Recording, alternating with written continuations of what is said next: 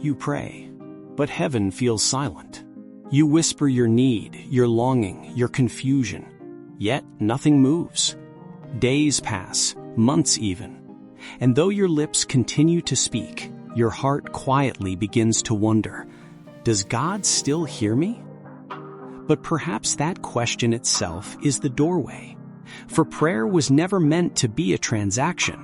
It was meant to be a meeting, a place where God not only answers you, but deals with you, where your words rise up and His Spirit searches them, testing what is born of faith and what is born of self. You see, most believers know about prayer, but few have met God in it. They study the principles, quote the verses, memorize the promises, yet they have never stood long enough before His presence to be changed by it. They know what Scripture says about prayer, but not what God Himself requires of them in prayer. So you pray for a thing, a book, a need, a breakthrough. And if one day He gives it, you rejoice in the gift, but forget the giver. Yet the greater treasure was never the book in your hands, but the knowledge of His heart. For every unanswered prayer, every delay, every not yet, is an invitation. Come, let me show you what still stands between us. If this stirs you, linger here a moment. Let the Spirit search your heart. And if these words awaken something, share what God is stirring in you, not to be seen, but to bear witness that He's still teaching you how to pray. Imagine you have asked God for something small, a watch perhaps. You pray for 3 days, nothing happens. A week passes, then 2, still silence. So you stop praying, forget it, and move on. God forgets too. Such prayer is equal to no prayer because you never stayed long enough to discover why. For when heaven delays, it is not rejection, it is examination.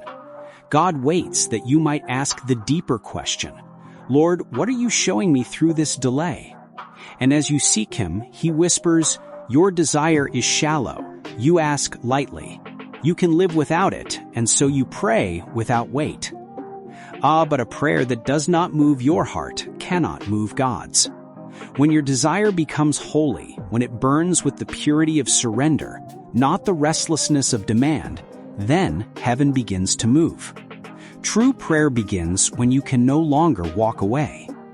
But desire alone is not enough. There must also be asking. Some long for God's move in their life, but never open their mouth in faith. They live with holy desires that never touch the lips. And heaven waits, not because He has not heard, but because you have not asked. Desire within and asking without, that is the harmony of faith. The Spirit births longing, the believer releases it through utterance. And each time you open your mouth before God with purity of heart, He trains you to discern what is flesh and what is spirit. Still, there are moments when even desire and asking seem to fail. You have prayed, you have wept, you have believed, and yet, nothing. Then God points to something deeper, obedience. For there are matters you have not yielded, small things, forgotten things, tolerated things. You say, they are minor, Lord, but He says they hinder my hearing. Many Christians cry out to be heard in heaven, but refuse to listen on earth. God waits until you hearken to His voice before He hearkens to yours. So He touches that hidden disobedience, the word you ignored, the act you excused, the prompting you dismissed. When you yield, something shifts. Heaven becomes near again. You pray, and the Spirit witnesses, now you are heard. And you begin to learn that prayer is not about getting what you want. It is about becoming the kind of person God can trust with an answer. When obedience is restored, something new awakens within you. A quiet faith, not loud or striving, but certain. It's not the kind that demands signs. It's the kind that knows God is near. But even then, sometimes the answer still does not appear. You wait, and in your waiting, a whisper comes. You are anxious. And you realize your prayers are filled not with trust, but with tension. You pray, yet you grip the outcome as if your words could force His hand. But faith does not strain. Faith rests. So he calls you to lay it down, even the very thing you prayed for. Lord, you say, I surrender. Even if you never give it, I will still trust you. And it is there, in that dying, that faith is born. For faith is not the will to have, it is the grace to rest in his will. One day, as you sit with his word, a verse suddenly rises from the page like living fire. It's not you reaching for it, it's the word reaching for you. You sense it seize your spirit, and in that moment, you know. God has spoken. You have his promise. It is no longer a hope, it is settled. Heaven has already answered. And so you stop praying for that thing and begin to praise. Because to keep asking after the promise is given is not faith, it is doubt. You've learned that you can pray yourself out of belief if you refuse to rest. You can pray away your faith by trying to make God prove what he has already said. So now your prayer changes shape. You lift your hands not to plead, but to thank.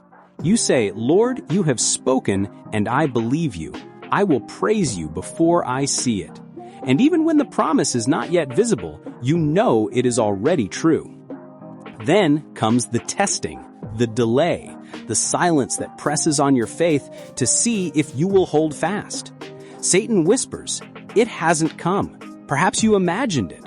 But faith answers, no, I will not pray again. I will praise.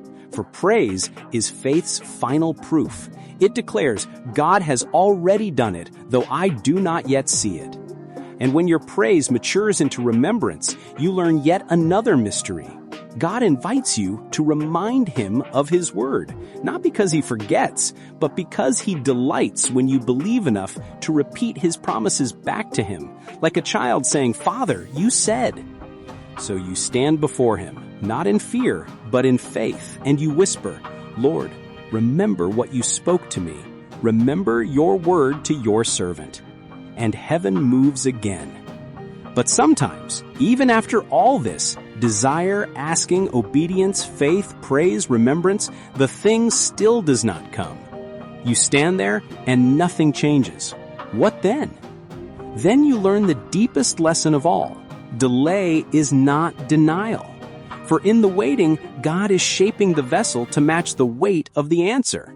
Sometimes the thing you pray for requires a deeper breaking, a fuller trust, a stronger spirit. God's goal is not to give you things, it is to give you himself.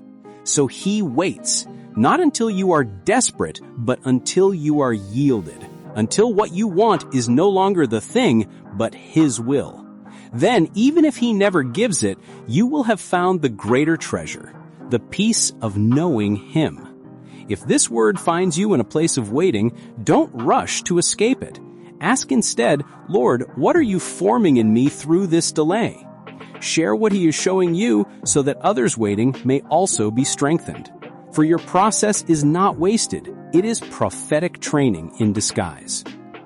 Prayer, you now see, was never meant to be learned from books or sermons alone. It must be lived, wrestled, refined, revealed in the dealings of God.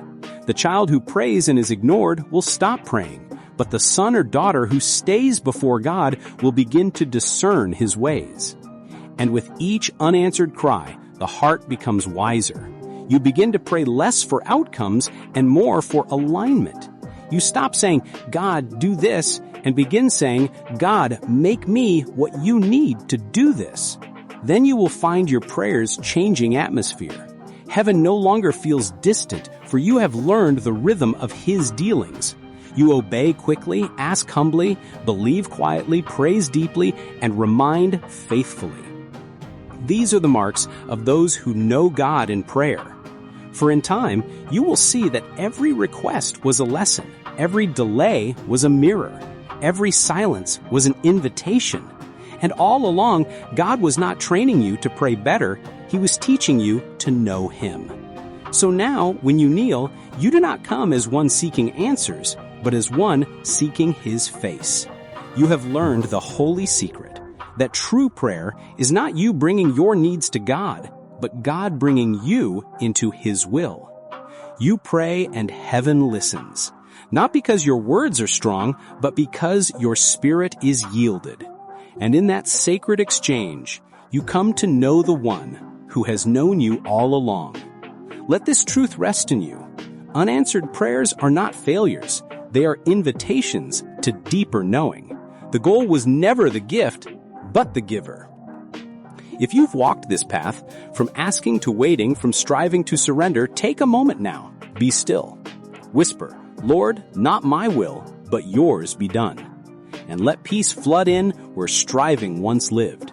For the truest sign that prayer has reached heaven is when it first reaches your own heart. Don't just scroll on. Pause, subscribe, and let this journey train your spirit to truly know God in prayer. Subscribe if you're hungry to walk deeper with God. Each word here is meant to draw you closer, not just teach you more. Leave a word below. What has God been teaching you through unanswered prayers? Your story may strengthen another believer's faith. Stay close to this space. God is teaching us to pray, not for things, but for transformation.